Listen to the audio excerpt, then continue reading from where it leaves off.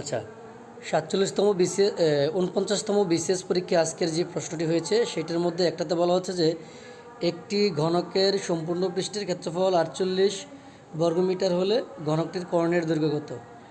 তাহলে আমরা জানি যে ঘনকের ৬টি তল থাকে। তো ৬টি তল যেহেতু থাকে তাহলে প্রত্যেকটা তলই হচ্ছে যে বর্গ আকৃতির।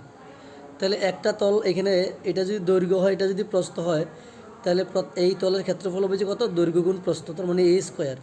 তাহলে একটা তল যদি এ স্কোয়ার হয় তাহলে ৬টা তল হবে যে 6a স্কোয়ার।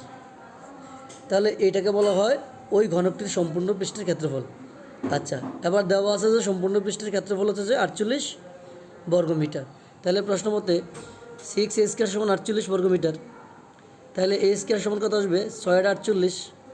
এ সমান কত, √8। 8কে বাংলা 4 দুগুণে 8, √4 মানে হচ্ছে 2।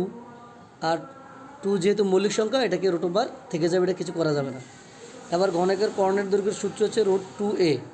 তাহলে √3a, তাহলে √3 লিখলাম। আর এর মান বসালাম যে কত, 2√2 আছে, এই 2√2টা এর মান বসিয়ে দিলাম। তাহলে 3 দুগুণে কত হয়, 3 দুগুণে হয় 6, 2√6 আনসার।